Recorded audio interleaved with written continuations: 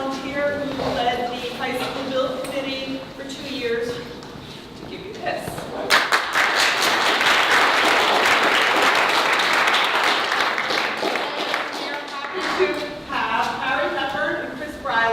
Ryburn, who designed and built this building, and Dave Merrill from Warren Construction, who actually did the building part, with us this morning.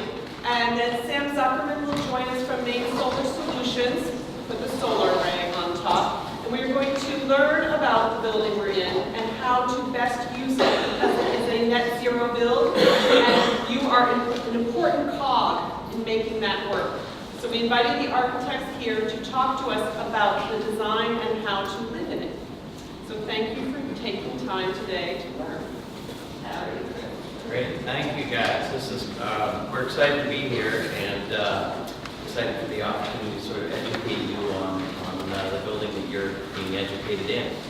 So thanks for coming. Thanks for having us.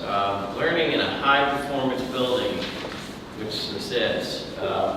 We'll kind of move through some slides. We're thinking, this is 30 to 40 minutes, and a quick overview, but we want to be open to questions, so feel free to raise your hand, and whenever you have a question, we'll stop and answer.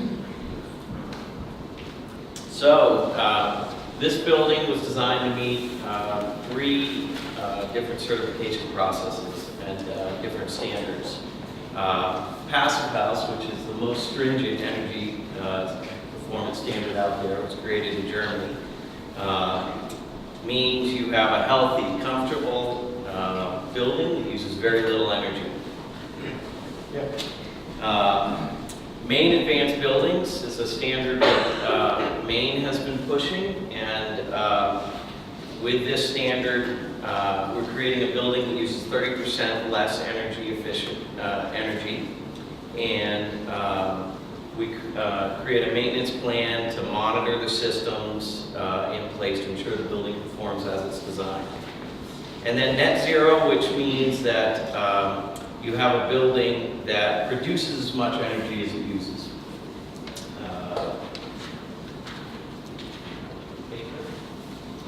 What's different?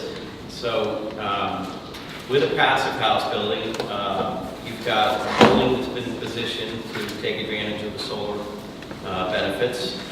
You've got highly insulated envelope, which means floors, walls, roof. You've got high-performance windows. So your traditional homes and traditional buildings will have double glazed windows. This has triple glazed windows, which perform better. You can sit next to them and you don't feel the cold temperature. You have an airtight enclosure, which means you're not leaking your hot and cold air that you have in the building out to the outside. And as a result, we have ventilation system which provides fresh air and heat recovery. So we're going to give you a little bit of show you a little video, which gives you kind of an overview of what passive housing is.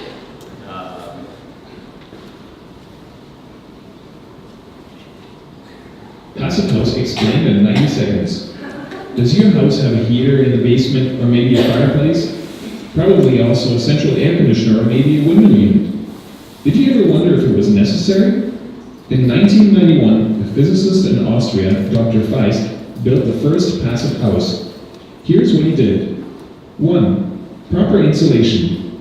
It's just like wearing the right winter jacket. It also doesn't need a heater. 2. No air leakages. There should be no holes, small or large, to let hot air out of the house. 3. No thermal bridges. The thermal bridge is like a road for heating energy in which warmth can travel right through your walls. As a matter of fact, most of our houses have thermal highways in our walls where heat can easily travel to the outside. Plus, the house needs proper windows most of the time with triple pane glass. It needs to be oriented properly so the sun can heat it in the winter and shade is provided in the summer. And it uses an HRV, a device that provides the inside with fresh air without letting the heat out. Add all these things up, and it turns out your house doesn't need a heater or air conditioner. So where does the heat come from? A passive house needs 90% less energy, and that can easily be supplied by your body heat, the sun, your appliances, light bulbs, and even your TV. This saves you a lot of money on your heating bill and helps preserve the environment.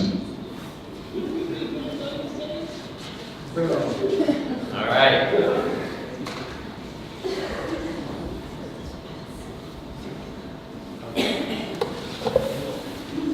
So without getting into too much detail, we're going to give kind of an overview, cross-section of your building so that you can understand.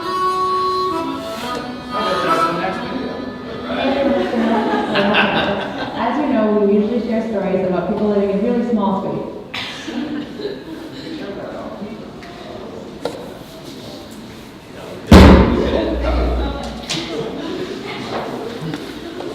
I thought that would be a good solution.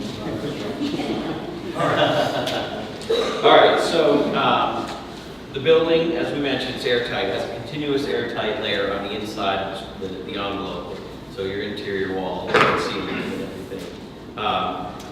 The north wall is insulated to R61, the slab to R17, the south wall to R51, and the roof R55. As we mentioned, we have triple glazed windows, and then the roof out here facing south is covered with solar panels, with more surface area to expand if you want to in the future. And what are those numbers? That's a great question. I was going to jump in. So in R, I will try not to get too much in the weeds, but R was a great, R means resistance. So for example, your north wall says R61. The typical house would have, in fact, the code prescribed value is R21. So that wall is about 3 times more insulated than it would be. So that actually, just a little math knowledge, whatever, if you reciprocate that number of R61, you get the U value, which is the U resistance you use in all your energy formulas. But marketing that way for somebody is really hard. So we use the R values. The higher the number, the more insulated that wall is. And these are very insulated. And I'll even point out that how airtight this building is. It's extremely airtight for a commercial building. So much so that the doors won't close because the closers are a little bit weaker than your normal. But I don't know if you guys noticed that. One of the things that we still have to fix are the doors. You walk up to the door, it's like there's some big fan on. Well, it's because there kind of is a big fan on. It's the air ventilation, the fresh air ventilation for the building. We're going to get that fixed, but that's also an indication of how finely tuned this building is.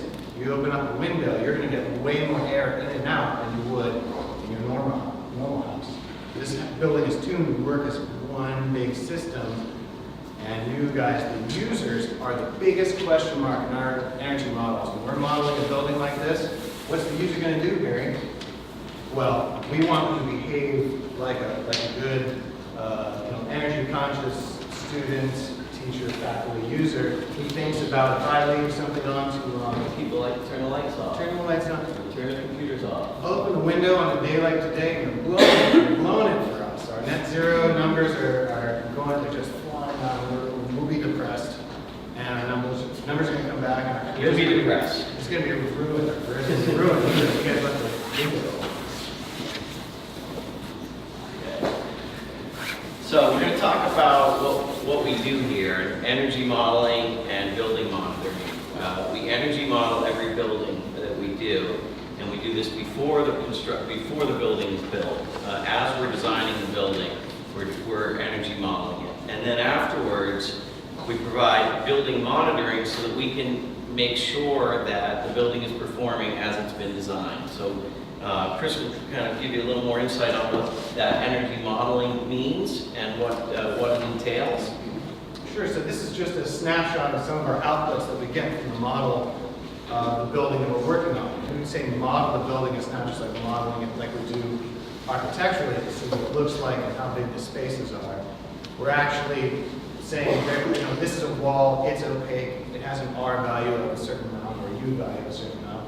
And these are the windows, and they have the same type of U value, but they also let in heat, and so their orientation matters. So we actually build this envelope that surrounds the building, and we even place in the equipment that we're going to use, and we make assumptions for how you guys are going to behave, and it spits out numbers that let us know how our building performs. So what these little tiny numbers you can't see, and neither can I, because my eyes are terrible, one of them is. Anyway, we're at 55,000 kBTUs per year, which sounds like a really big number, but that's 1/5 of what a normal school of this size would consume. So we're 5 times better than like a normal school. So actually this school would use about the same amount as 3 small homes, essentially, which is pretty amazing for a high school.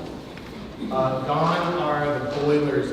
We used to be, we do like schools, and there'd be a big boiler in it, and there's fuel that you're always fueling this thing. Because we've been able to beef up the exterior envelope so much and improve its performance, and have our heat gain actually be the windows and you people and your equipment and the lights. That's more heat gain than really the ductless mini splits are providing, which are these heat pumps, which we'll get into in just a little bit. So we don't need a boiler, and we have a much more energy efficient system. Yeah, and as the video said, orientation is important. The building's been oriented to face south. Yet we've provided large roof overhangs and an entry portico that kind of protects and shields the windows, during the summer months, but allows the sun to come in the building during the winter months, so you're benefiting from that heat gain in the wintertime. Net zero. So first off, buildings has not been designed to use very little energy. However, it still does use some energy. And so to offset that energy, you've got solar panels on the roof. This system's been designed to make approximately 35,000 kilowatt hours per year.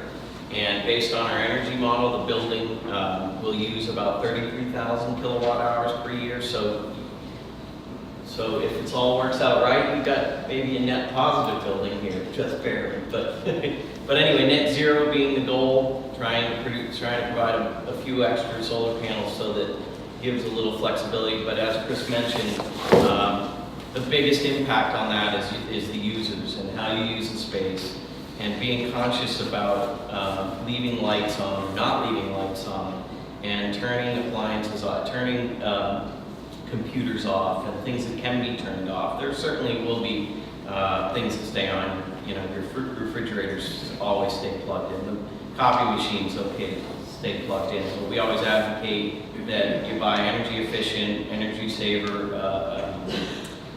or appliances that have energy saver features. That you put your copier on that setting so that it's conserving energy when it's not used. So help us be awesome by not leaving things on. If you have any control, there should be a lot of, I can pick your next slide. There's occupant sensing lights. I don't know if you guys have noticed. All right, we'll get there. You go ahead. All right, so how to use the building. I know this is what everyone's really interested in is, we've got a highly energy efficient building here, great building. Hopefully everyone's enjoying living and working in this building. But how do we really get the most bang for the buck and make it perform as it's meant to be performed? So doors and windows, because of this building was designed to be airtight and enclosed, so meaning you shouldn't have to open up windows and doors to change the comfort or increase the comfort of the space. If the systems are working properly. So what that means is doors and windows are meant to be closed. However, we know there are times when you really want to open them up to allow some fresh air, and what we would ask is that you be conscious of that and that you alert someone in the school, Susan or Brian, or someone in the school that is able to turn off the heat pumps so that you're not producing air conditioning while the windows are open. You're just sort of letting money go out the window and energy go out the window when you do that. So one of the things is try and keep the doors and windows closed. If you want to have them open, plan for it. it's like booking a conference room or planning a school class, you know, plan ahead before you open those windows, okay? The doors, as Chris mentioned, they should always remain closed. If you open them up, you have to be conscious that there is a ventilation system that's always on here. And if you leave those open all day long, you're throwing off the balancing of the ventilation system. And there are more of these ductless mini splits in the ceilings, out in the hallways, that are constantly on as well. And so you've got to understand that hasn't, you know, by leaving those doors open, those ductless mini splits are now, you know, working harder than they should be.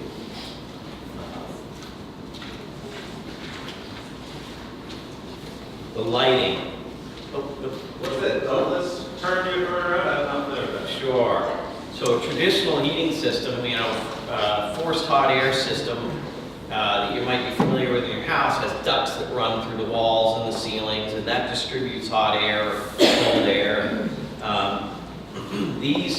We'll get into how these work, but these wall units that are right up here are producing air conditioning and hot air, but not through a series of ducts that run through your ceilings. And if you can hold on a minute, we'll jump into how they work. But that's the difference. There's not a series of ducts running throughout the building that distribute the air, the hot air and the cold air to the building. Ductless. Ductless. Okay. Gotcha. So all the classrooms in this building, your bathrooms, all the rooms that you walk into have occupancy sensors. What's that mean? Well, they have a light switch on the wall, but they have a little sensor on there as well. And as you walk past them, they take note that someone has entered the room and they turn the lights on.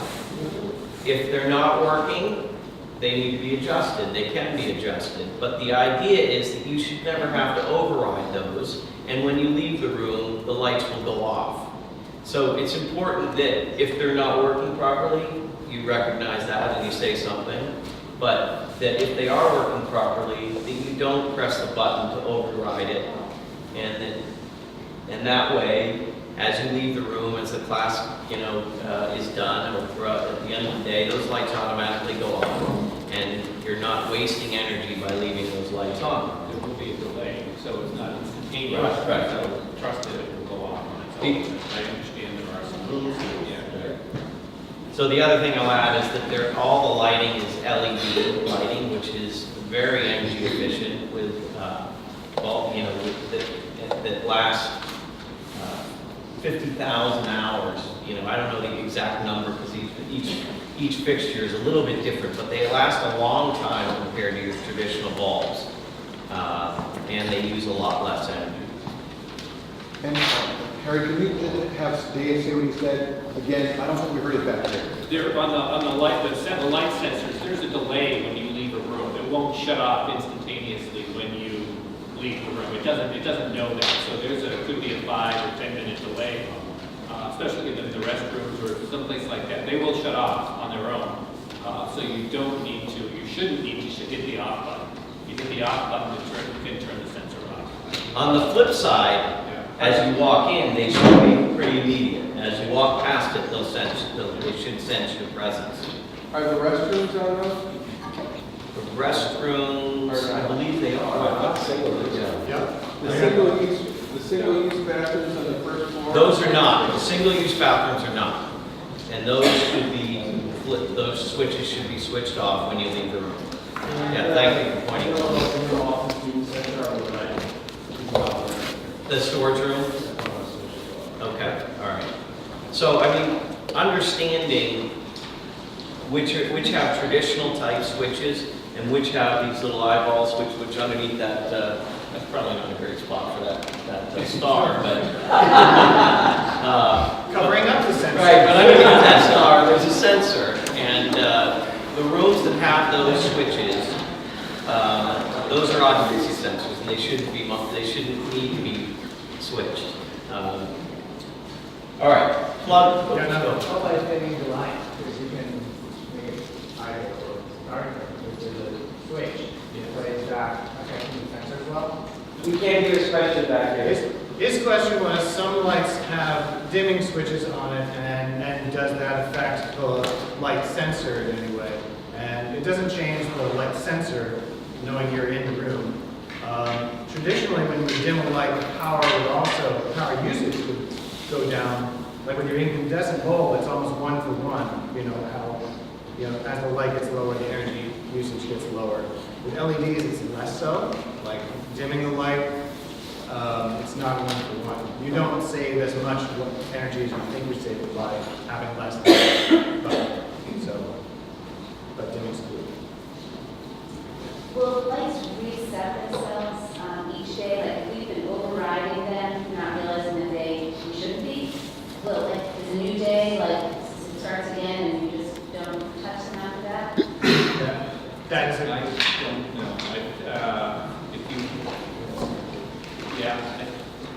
I don't know the answer to that. I think if you hit the switch again, it will go back and do its sensor operation. If you punch the button, it will go back to its original setting. We define it. We will get back to you. We don't know that for certain today, or we will tomorrow. Good question. Plug loads, we talked about this a bit already, but whenever you plug something into the wall, it's using electricity. And so making sure to turn things off that don't need to remain on is important. And being cognizant of that. So if you have a laptop that's plugged in, or you're using a computer and it's not in use, make sure it has either an energy saver mode that's turned on so it's not constantly sitting there active, or turn it off. And that's just good rule of thumb. I mean, there are certain things, as I mentioned, printing computers that stay on, but they traditionally have an energy saver mode that will shut themselves down, and it's good to make sure that those are set. So the computers in the student center don't need to be unplugged when they're not being used? No. What I would say is make sure they're on, if they're being used repetitively, just off and on during different times of the day, it's fine to leave them on, but make sure that the screens shut themselves down, that they go to sleep, and then they can wake up and resume use. If they have power saving modes, that's great. If they don't, then probably shutting them down is a great idea. End of the day, it certainly makes sense, because if you don't do that, you left them on for 8, 10, 12 hours without use. Which is not in the model. Not model. There's a certain time period in which things are Plumbing fixtures, the last one of those pieces. And so many of your faucets, in the bathrooms, they all have sensors, and the fixtures, the toilets, and have sensors on them. So as you leave the fixture, it'll shut off, and that's great. But you're not wasting water, you're not wasting heat for hot water.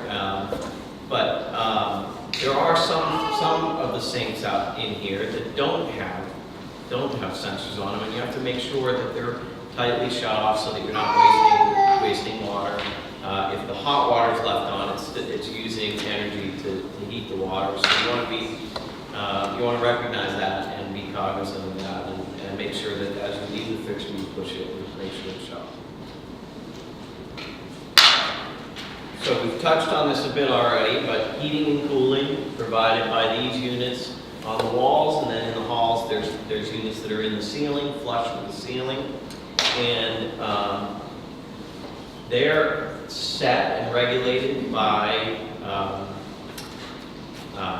Susan or Brian, but there's a setting, and they're set to a certain temperature. That temperature should be maintained throughout the day, and you should be comfortable with that temperature.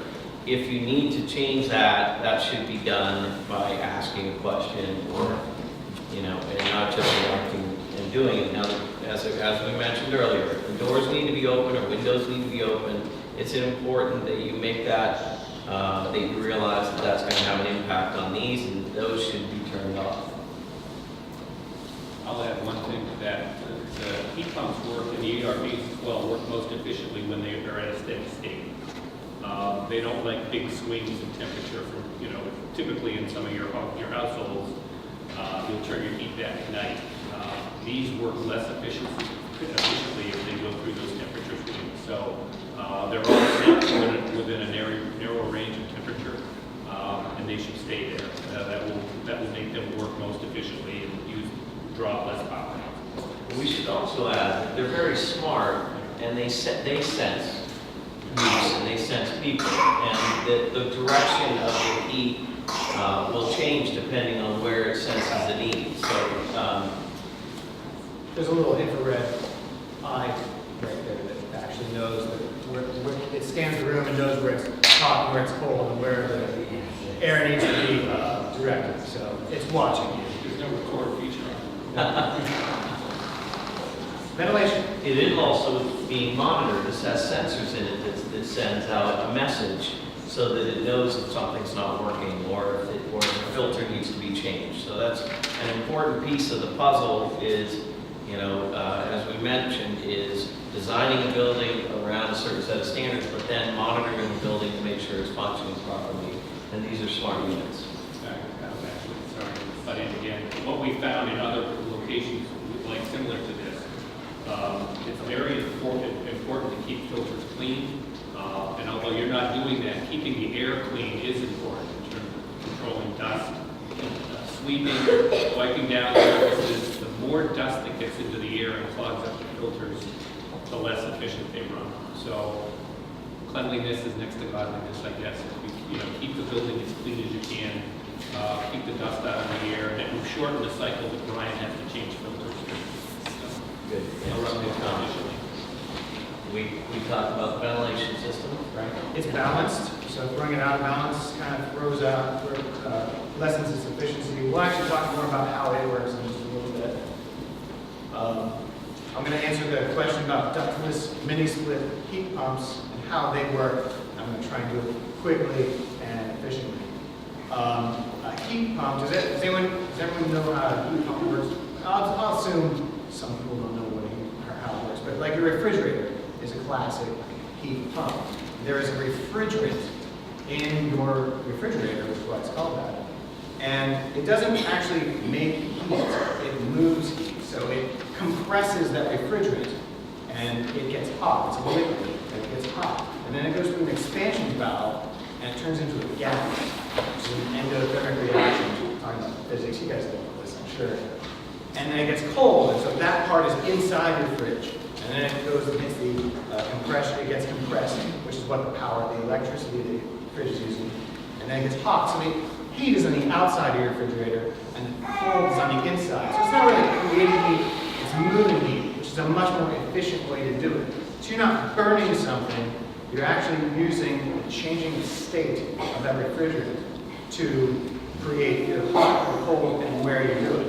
So the heat pump does the exact same thing. So the compressor is actually outside, which is why it's split. That's why they say it's a split system. So the compressor is out there creating either heating or cooling, and it's actually sending the refrigerant to one of these guys right here, which controls how much of that, it's like a fan, how much of that heating and cooling is going to throw into the room. And then it goes back to the heat pump, and then the cycle starts again. So they're mini because they're small. They're ductless because they're not blowing air around in ducts. The old-fashioned way was to have a fan coil and then blow the ductwork everywhere, which was not very comfortable or efficient. And so that's what a ductless mini-split heat pump is. Any questions? Question.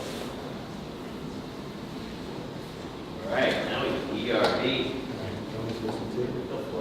So an ERV is an energy recovery ventilator, which is a clever way of just saying we're going to use the exhaust air of the building to preheat the air coming in on a day like today when we're heating. It's really cold outside. So if you just let that cold air in, you'd really be sapping the heat out of the building. But if you run it through this very clever little filter, which is like a bunch of minuscule, tiny little straws that lets the air bypass each other but not actually mix, then you're actually able to impart the heat of the air going out onto the air that's coming in, to the point where The units in this building, I think, are 84% efficient, which means you're recapturing 84% of heat that's from the air that's going out before you use it, which is, or before you lose it, which is a highly efficient system. This is also a balanced energy ventilation system. Because this building is so airtight, we take it upon ourselves to provide you guys with a lot of balanced, fresh air so that you don't have to open up the windows and ruin the production. So you shouldn't be feeling stuffy. If you do, let someone know. Not in an annoying way, but just maybe something's not working and will help us to know. Yeah, and just to add, if we didn't have this ventilation system because it's so airtight, as Chris mentioned, the air would get stale and we would feel stuffy. And so the idea is, and sleepy, and the idea is that now we're able to exhaust the old air and bring in fresh air consistently. So maintains a comfortable atmosphere. And, yes. Does it run at night? If it needs to, it does. Yeah. Does it need to?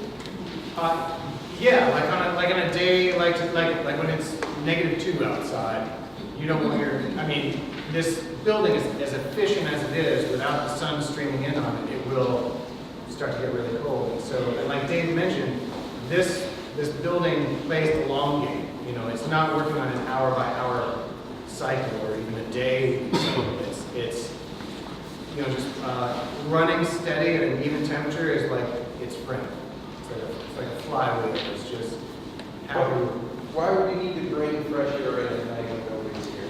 Oh no, that does cycle down, but it's on its own. It should be.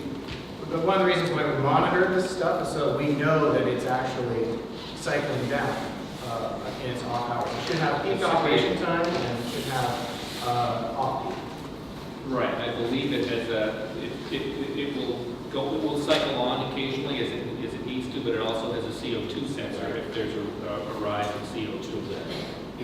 When you say monitoring this, you guys are still monitoring this building, or we in-house are monitoring? You guys are monitoring this building. And that Ryan's monitoring, who's monitoring this building? Who is the actual human being monitoring the information?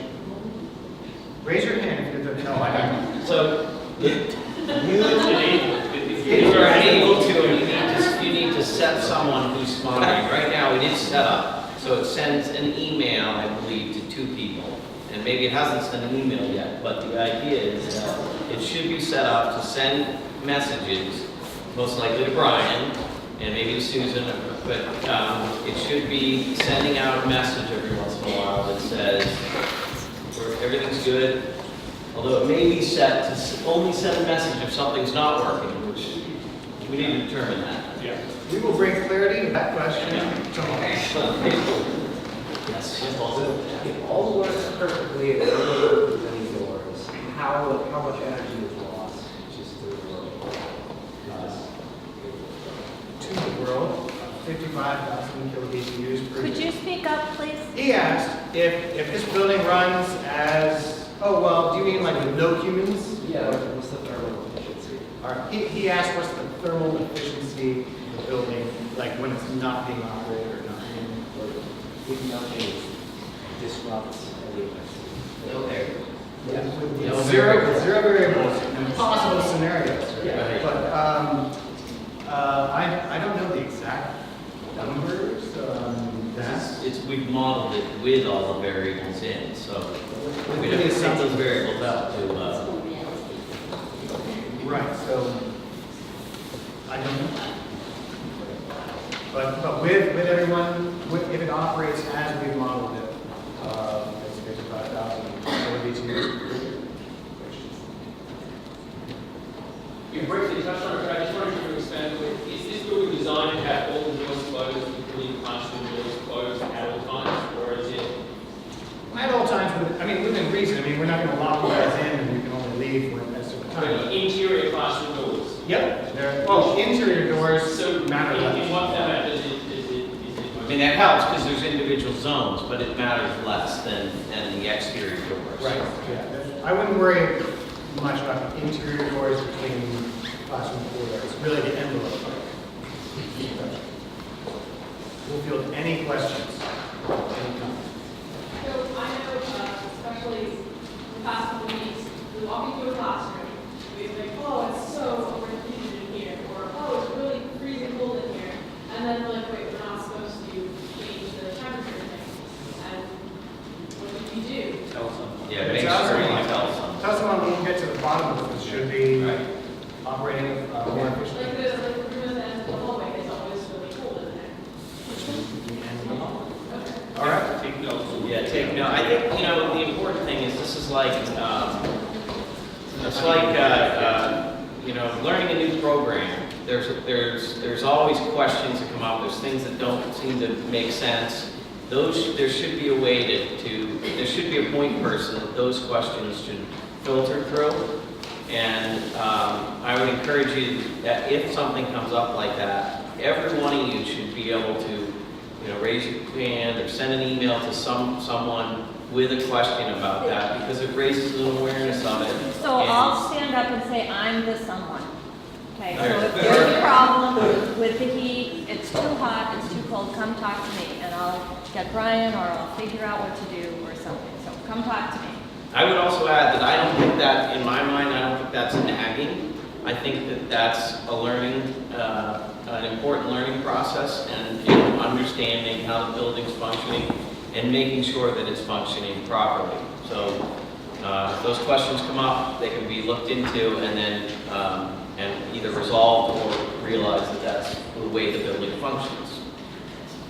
There seems to be, I don't know if it's a misconception, so I don't want to call it that, but a something among many people at the school that it's okay to open the windows in a classroom if you close the classroom door and then you vent the windows. And so that happens a lot, particularly upstairs where it gets quite warm to Should we definitely never be opening windows ever? What's the deal?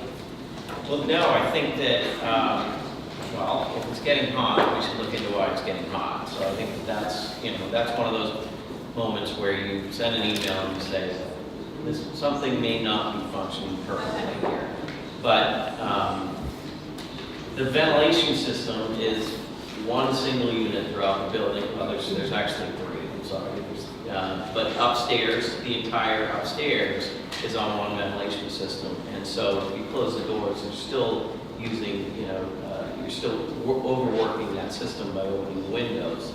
I mean, if you close the doors, you're only overworking one ductless mini split, but you are losing energy by doing that. So the point is, the doors and windows should remain shut. If they open, it's important to question, okay, do we turn something off? Or is something not functioning properly? Right, or is something not working? Yes. So I'm very sorry to say that for the past 3 months, I've been turning on and off the light switch in the French room, that destroyed the center. No, you shouldn't. No. It's okay. And I would say, It's actually, I mean, manually turning it on and off shouldn't hurt it. Yeah. One bit. If you leave it on, it's really there for backup. If you leave it on, it should turn itself off. And if it doesn't, you should know. But if you're the one who's taking charge and turning it on and off, it's fine. It should be fine. So this is not an energy-related question, but I do think it would be helpful if everybody in this room knows what remains to be done in this room to make it more acoustically efficient. okay, we can comment on that. So there are 3 strategies being developed. One's already been done. The ductwork that was up above the ceiling used to just at the end, it would open up above the ceiling, and these holes in the ceiling would be used for that air to pass through. What we've done is turn the ducts down, and they are, and the air is coming out of one of the, you know, some of these holes that are in here. What that does is eliminate some of the noise of the air moving across the top sides of the panels. So that's one thing that's already been done. The second thing that we are doing above the ceiling is adding some insulation that happens between between the bottom of the duct and above the ceiling, which will help absorb some of the noise from down here, us talking, and also reduce some of the noise of that air above the ceiling that's moving through the ducts. Down here, what we're doing is we're adding acoustic panels on this back wall and then over to where this door and this window are, so that that corner is going to have acoustic panels that are painted to match the wall, so they sort of blend in with the existing wall surface. And the last thing that we are doing is adding some tackable acoustic panels on either side of the door. It's similar to the tackable panels that are in your halls and in some of the classrooms, and that will help absorb some of the sound within the room. So how does an acoustic panel, like, what? Good. It's like, well, your shirts, you know, any fabric material, what it does is it absorbs some of that sound instead of reflects it. So a hard surface, which we have a lot of, reflects the sound. So the sound from as we talk, that sound is bouncing off of these hard surfaces and bouncing around the room. The soft surfaces, the idea of the acoustic panels is that it will absorb some of that sound, which cuts down on that reverberation. And how much improvement do you think we're going to see? It's going to be very noticeable? It'll be very noticeable. Excellent.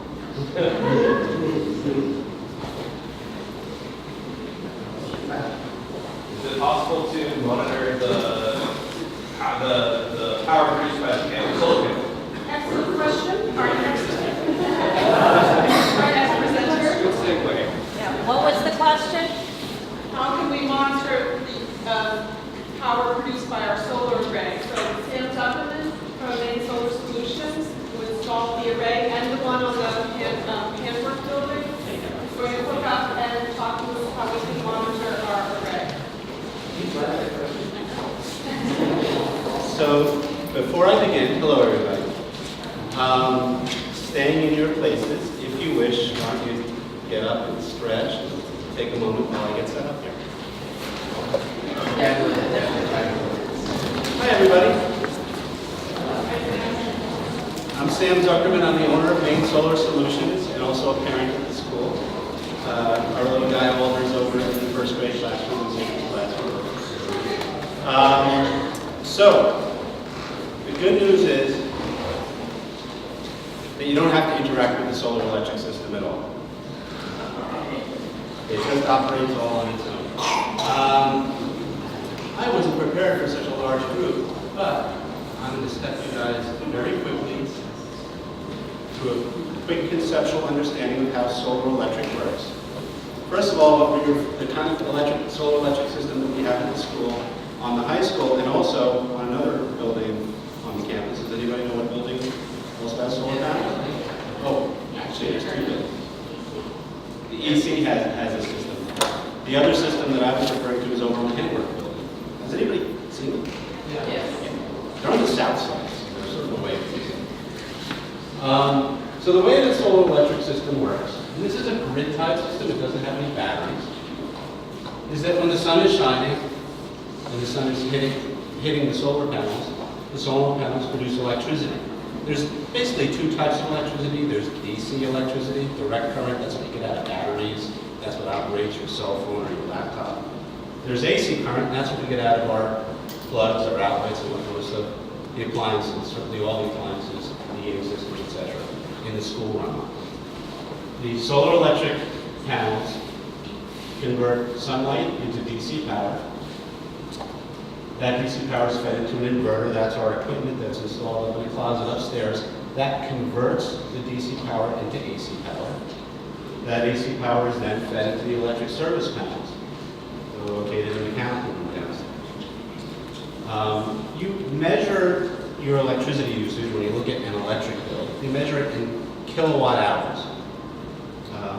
You guys might not be old enough to remember when there were 100-watt light bulbs. Does anybody remember 100-watt light bulbs? Now LED bulbs are much lower light. But a 100-watt light bulb is a good example. A 100-watt light bulb uses 100 watts instantaneously when it's on. over the course of an hour, it's using 100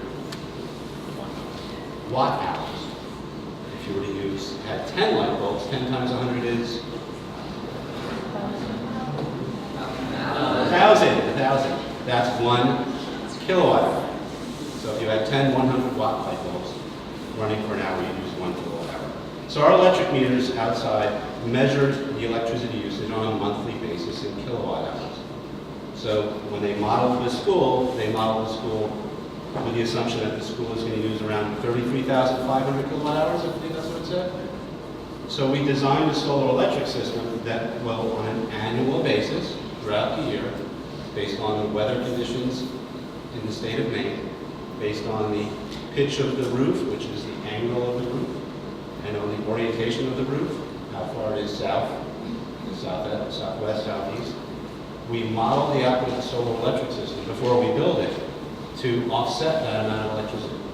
And it's just about modeled on the button for around 33,500 kilowatt hours. The way that electricity works in a building that's tied to the grid, in this case our grid is our electric provider is CMP, is that when the sun is shining and the solar electric system is producing power, the building's electrical loads are going to use that power before it pulls any power in from the utility. So follow along in this scenario. If the electrical loads in the building are greater than the amount of power being produced by the solar electric system, for instance, the last couple of weeks when the snow was covering the solar panels, there wasn't any production at all. But imagine on a day like this, when the snow is clear, we're producing some power. If the loads in the building are greater than the solar produced power, we'll use up all of the solar electricity and get the remainder of the power from CMP. And they'll measure that purchase of power in kilowatt hours. Under the circumstance where the solar electric system is producing more power than the building is using, which would typically be probably in the summertime, when we're not heating the building, there's not too many people here in the summertime, the system will produce more power than the building is using. And at that time, or in those days, the building will run entirely off of solar electric produced power. And if we're producing more power than we're using, we send the excess power out to the utility, where the electric bill basically earns a credit, a kilowatt hour credit.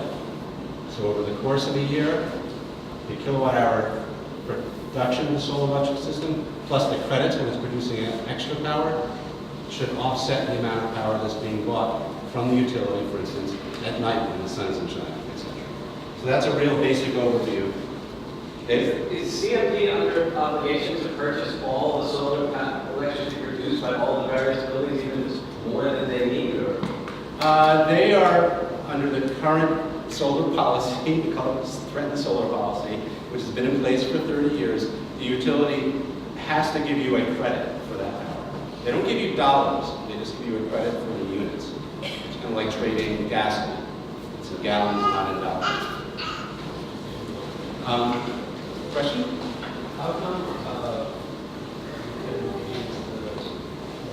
the power outage, we could use this for That's a very good question. Could And you then I'm say gonna that, ask repeat the question? Yeah, I will repeat the question. And then I'm going to ask all the questions for just a little bit while I go through a couple of other things, and then I'll answer questions afterwards. The question was, well, how come the school didn't have power on those sunny days during the power outage? And the reason is there's no battery in a grid-tied system. The amount of power coming out of the solar panels varies depending on the sun angle, the amount of sunlight available. It's very hard to run electrical loads off a varying amount of power. So you need a battery system to buffer that power. So under this arrangement with the utility, essentially the utility is the battery, kind of a virtual battery. Great. So, got some nifty pictures of what the solar array looks like. You kind of see the panels as you're approaching the school from a distance. There are 110 300 watt panels on the roof. 110 times 300 is 33 kilowatts. Pictures from the lift. This this is the inverter equipment that's installed up in the closet upstairs. These 3 inverters are connected to the solar electric system, to the solar panels, and then the power comes out of there, gets metered, and gets sent down to the electric panel. So, what's really nifty about these inverter systems is that they are internet-enabled devices. They're connected to the internet, and that allows for us to monitor their performance.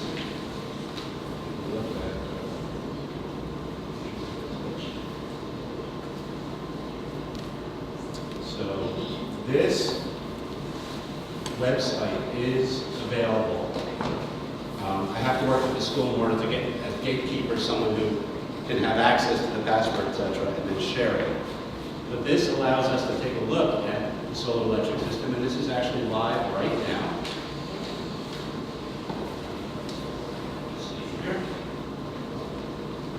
And as you can see, each and every panel is being monitored by the 3 inverters, which are up here at the top.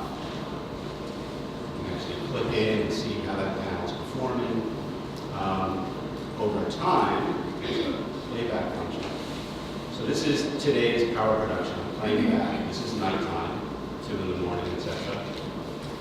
Let's see, what time do you think the panel started to wake up in the sun? Let's make it out. It looks like it's just about 7:30. The sun started to rise,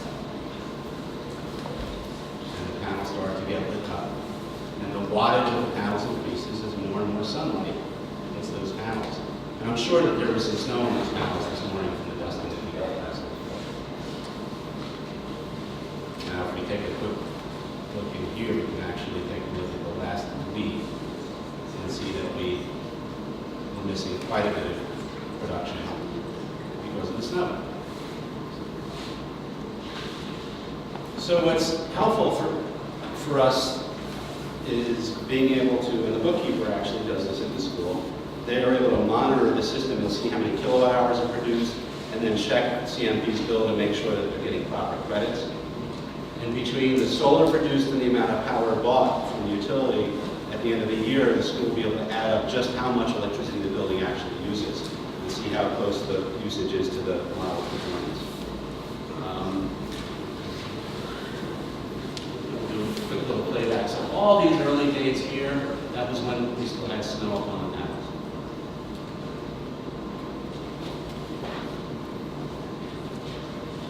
So you'll see them brighten up. These are their wattage. Not a particularly sunny day. There was probably still snow clearing on the 13th. But we came around to the 14th and it looked like a pretty good day. So that little dip that we saw up there in that graph, that could have just been a cloudy part of the afternoon or part of the morning. So solar panels, just like anything that's held to the sun, solar panels produce more power when the sun is perpendicular to the panel.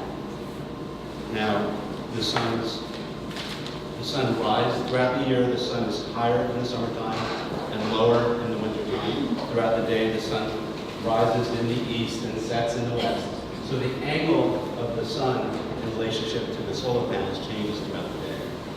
So because the roof is a very shallow pitch, it's about a 10-degree pitch, that's measurement of the angle of the roof. These solar panels in this system will produce a lot more power in March, April, May, and June, July, as the sun is getting higher and higher overhead, and as the day is getting longer.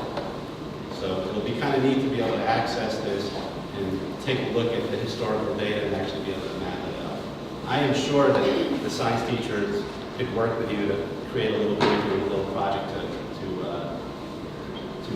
map this out and see how it works. So, other than sharing more pictures, I'm happy to answer any questions that you guys have. Go ahead. Okay, so you said earlier that main central power thing doesn't buy back, just give us credit. Right. And it can't give us, say we make more power than we use from them, we wouldn't turn a profit. Right. Right? And so then why is it not good, advantageous to have batteries, to have a few batteries? So there's two answers to that question. So the question is, if the system produces more power in a year than the building uses, what happens to that excess credit that you built up? That excess credit can actually be applied to another building on the campus, which is what we started to do with the handwork building. Right now, the handwork building, which I can bring up as well, is producing just about the same amount of power as it uses on a yearly basis. So it's a nice balanced system. And that building is also an all-electric system. 12 o'clock, is that, we have a couple minutes? Okay. Secondly, batteries are useful and they can be used to, instead of sending the power out to the grid, you can charge a battery during the day for the excess power and then run the building at night for the excess power. Batteries are very, very expensive still. They're a lot less expensive, and more homes are considering going that way instead of buying a generator. Because that's all that a solar electric system is a generator. Folks buy a generator that doesn't require them to pay for the fuel. The fuel is the sunlight. The limitation is that not every day is sunny. Any other questions? Could you tell us briefly about the new policy that might come into place that will cross your fingers well? I will try to keep it real simple. So the question was about the new solar policy, which is a great question. The solar policy, the mechanism that I described, the mechanism that I described about sending out a kilowatt hour and getting a credit and then redeeming that credit against your bill, that policy is being threatened by some of the change in politics up at the State House and also on a national scale, where folks would like to reduce the amount of credit that you get as a way of perhaps avoiding cost shifting. It's a complex policy is very complex, and it's actually driven by politics, and it's also driven by laws. But it is something that if any of you read about in the paper, it is something that some lawmakers are more pro-solar, some are less pro-solar. For a lot of our customers, solar is a way to gain not only energy independence, it's a way to reduce the use of fossil fuels. So what's really cool about this is that all of this electricity that's being produced, whether it's used by the school or sent out onto the grid and used by those electrons that are being used by somebody else, thus offsetting the use of fuel that might actually be made by a carbon source. That being said, Maine actually has a very clean grid. We get a decent proportion of our power from hydroelectricity, which is carbon neutral. The folks understand what I mean when I talk about carbon neutral, as opposed to a gas-powered power plant. Or, you know, there's a power plant on Cousins Island in Casco Bay. You'll notice that that power plant is the smokestack's only making smoke and steam on the coldest days of the year because that plant burns oil, which is very expensive. But during the coldest days of the year in New England, so much electricity is being used that it makes sense to fire up that plant and burn oil to make electricity to help meet the demand.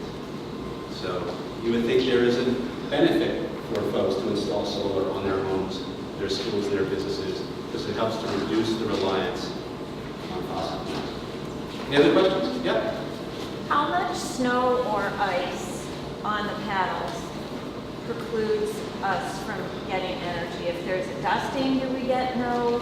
If there's a dusting, you get a little bit, but pretty much anything that shades a solar panel reduces the output of the panel.